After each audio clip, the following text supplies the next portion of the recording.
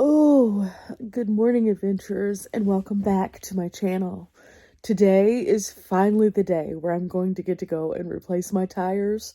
So I'm just cozy here in my bed at base camp, just getting in those last few minutes of warmth before I head to town and take care of business. Oh, I'm loving this coziness. It's been pretty chilly lately, so hitting the road this time is going to look a little bit different. Okay, I pried myself out of bed. I dressed appropriately for the weather because it's a little chilly outside, and now I am about to be off to get my new tires. It's been an interesting journey with these tires. Of course, for those of you who have no idea what I'm talking about, I blew a tire when I was in Colorado. I went to a tire shop, and my tire, I found out, was not the most common. And in fact, they have to order your tires at most places. Now, when you're traveling, that's something that you just would kind of be stuck in a place having to deal with. But I did have a good spare, and I was able to use that. It was a full size. I was able to get a replacement tire to go as my new spare. And so I just continued adventuring, making sure everything was good. But whenever I arrived back to base camp, I knew it was time to replace the rest of the tires, because otherwise that really good spare is going to kind of throw me off in how I drive, because it has a full tread and the others are, well, they're getting ready to be on their way out. Even if I wouldn't have been having to replace them, I was going to be replacing them soon. So with that said, with the assistance of my dad, because he knows of both of the tire shops in our local area and kind of has a better idea about tires in general, he called a couple of the different places. And what was wild to me is that one shop said, yeah, we do have them, but they're going to be this price. So we called the other tire shop and they said, well, if you can wait till tomorrow, we can order them and they'll be this price. And that price was considerably lower. And so I have learned that that's kind of the way that the tire system works.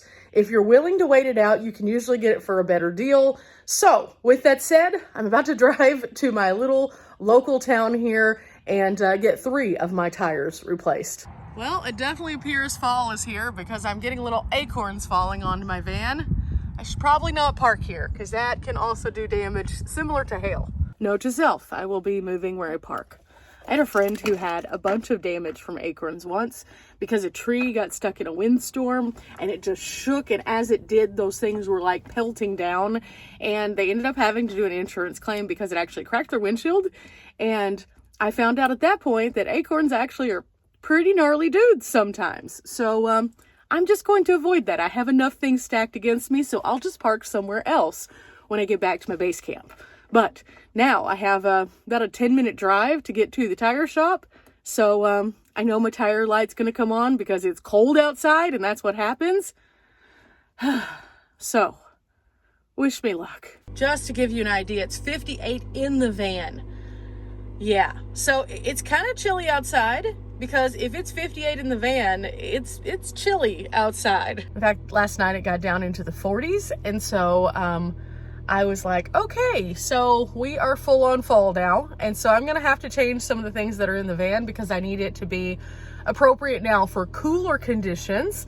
So I guess that's going to be one of the things that I do before I hit the road again, is change out a few things, add a couple blankets, maybe make a couple of mods to the van to make it a little bit easier for me to get warm in the van. So all of that will be coming up really soon after I kind of sort all those thoughts out.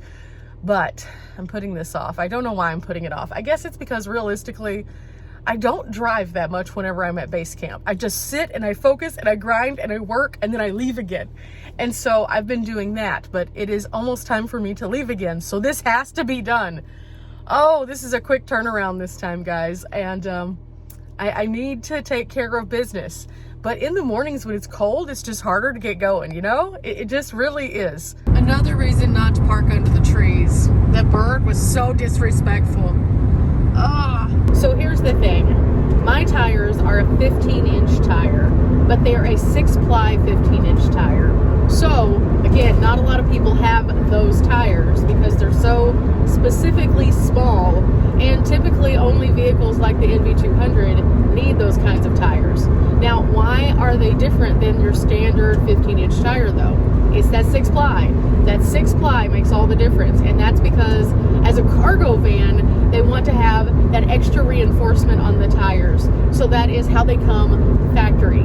So most places tell you that with a cargo van, you need to go back with factory or better.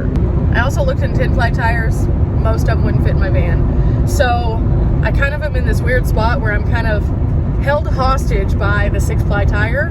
But at the same time, I would rather have the 6-ply knowing that I carry, you know, my camper on the road with me at all times with all the extra stuff and weight and movement, because 2-ply tires might be great for just roaming up and down the roads, but I think that we can tell from my channel that I don't just roam up and down the roads. I camp, I go to a lot of like bumpy, middle of nowhere roads, and I want to make sure I safeguard myself as best as possible. So 6-ply it is, even though 6-ply is more rare and apparently comes with a slightly larger price tag. Yeah. Although I will say this, whenever I had to get my replacement tire for my spare, it's only a 2-ply, and it's actually going to cost more for that tire than it is for my 6-ply tires at this tire shop, which is why it's so important to shop around. I didn't have the option to really shop around a whole lot whenever that happened, because my options were pretty limited and it was imperative to have a spare of some kind. But now that I am having that option, calling a couple places is definitely the way to go. Okay, here we go. We're turning off to get to the tire shop. It's on the opposite side of town. So through Bowie we go. Oh wow, it looks like they're moving a whole building through town. This could be interesting. This could be very interesting. I should have gone a different way. It's always kind of crazy when you see an entire building moving through town in a small town, because, well, they don't maneuver the best, and sometimes that can make a traffic jam in a tiny place that otherwise wouldn't have one. And kind of appears to be the case here. Yeah, I definitely should have come in from the other side of town. But instead, we're just going to be sitting here behind what looks to be a tire delivery, so maybe this is a blessing. Won't know till we get there, though. Won't know. I mean, who knows? I could be looking at my tires in front of me right now. I don't think so, though, because they look kind of rugged and used. But that doesn't mean anything, so you never know. So maybe this wasn't bad. There it is. Doesn't look too crowded as I pull up, so maybe this won't take very long. We'll see, though.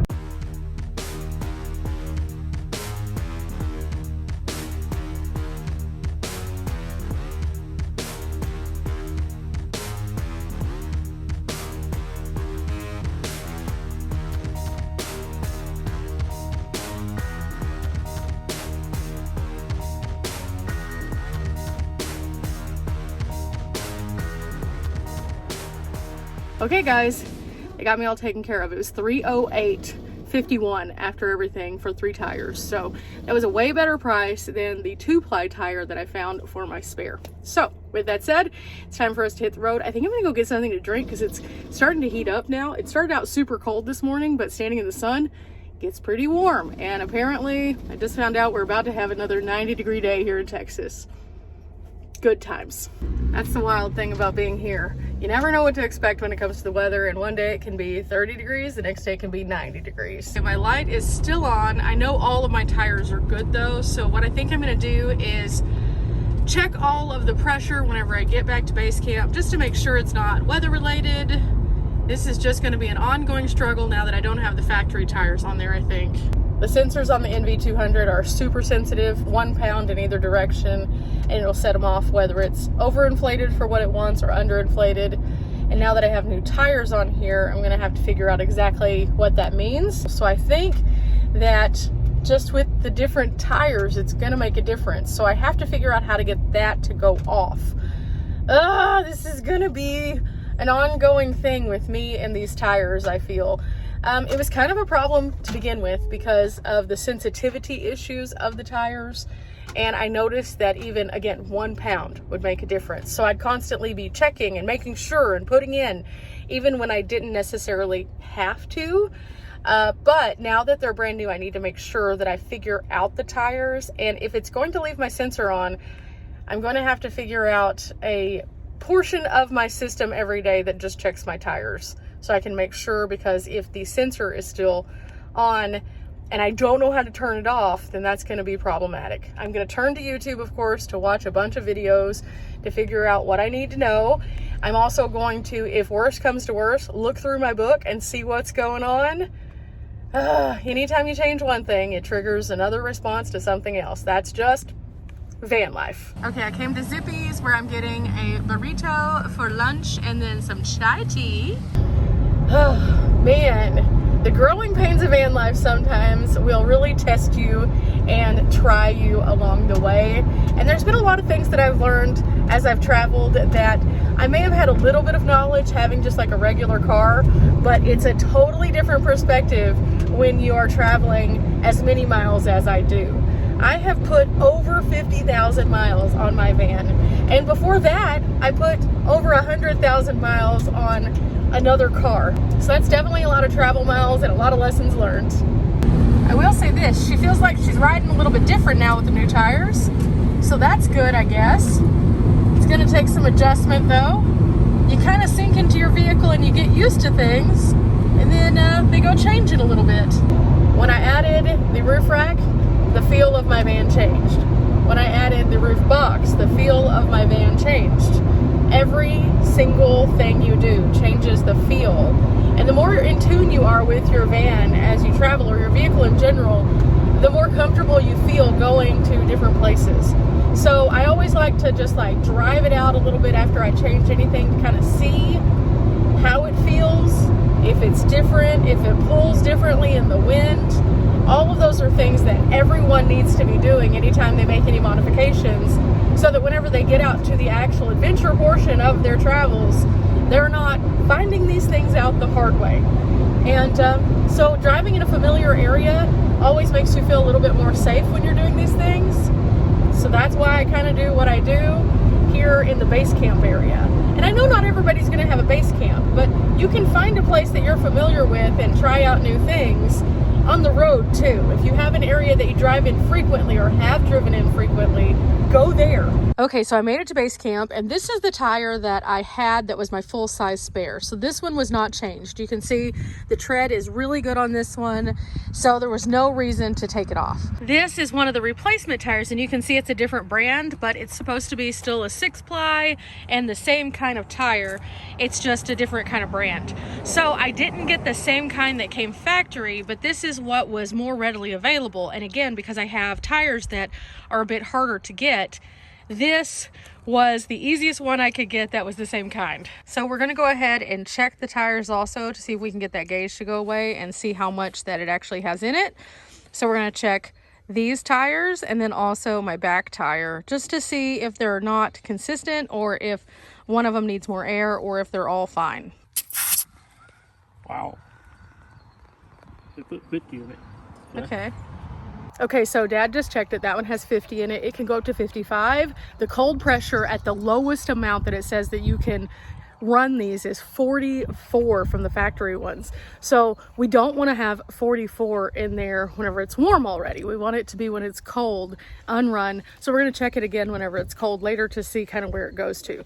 Dad's also going to check my other one though and see what that one is. Now that one says that the cold pressure is 48. So whenever it's stone cold, just woke up in the morning, 48 is the lowest amount that should be in there. So we're learning a little bit more about front and rear distribution of weight and also the pressure that should be in those tires. Okay, so this one actually is a bit over also. So Dad let some of the air out of it because it was way further than it should have been. So that just goes to show that whenever you get your tires done, to check your tires always, because there were 3 tires being done. So the front 2 and then this one. And there were different people working in the front than were working in the back. So between that, there was just a little bit too much pressure in this one tire. So I'm going to drive it up to my house now, and then Dad's going to help me with a little project on this one because my valve stem seems to have a little bit of a leak in it. And so he said that we might be able to fix that. We'll see though, to see kind of what's going on. It's just a lot of things that you learn. And so Dad said that the valve stem may not have gone up in there all the way, and so that could be why it's doing it. Otherwise, he said it's an easy replacement, so we'll see what happens. But this little thing came in handy. The front 2 both worked on by the same guy, same amount of pressure. The back one worked on by a different person, different amount of pressure. So yeah. Anyway, I'm going to drive up to my house now. We're going to look at this a little bit closer. Again, guys, I do these videos so you can see kind of what exactly goes into all the moving parts of van life, because the adventures are great. The activities are fun. The camping is cool. The amount of freedom that it gives you for movement and also finding cool places is awesome. But it also comes along with all this stuff. So we have to learn about that as well. And as we do, sometimes it's not all roses and sunshine. But this too shall pass. So now that I'm back inside, there's a few things I can take away from this. Number one, the light is still on and it may just stay on. Although I did look up and yes, you can reset the sensor. So I might explore that. Dad is going to look at that back tire just a little bit more just to make sure it's okay and make sure the valve stem is good before I hit the road again. I'm glad he knows what he's doing because I am learning all this kind of as I go. But as I kind of am, I'm learning that there are a lot of different things that come with the most basic of things. And your tires, of course, are the thing you can't go anywhere without. So learning about these things is something that I thought I kind of knew about. And then here's some new sets of challenges, as is always the case. But I'm glad you came along with me to learn a little bit more about this. Whenever you're getting out and getting ready for your journey, what do you know about your vehicle? Have you researched kind of the weirdness that can happen? Are you familiar with changing your own tires? Are you familiar with replacing your tires? Do you have a common tire? Ask yourself all these questions before you hit the road, and it'll help you out a little bit along the way. I know that I've done pretty good along this time of not having to deal with any of these things, and so the knowledge that I had I thought was enough. But now I'm seeing there's a whole bunch more out there. And instead of getting all doom and gloom and sad and upset that I didn't know about them, I'm inquiring and getting some new brain wrinkles along the way. Remember guys, we're not here for a long time, but we are here for a good time. And well, we're about to hit the road for some more good times. And now we're gonna be a little bit safer. Till next time guys, bye.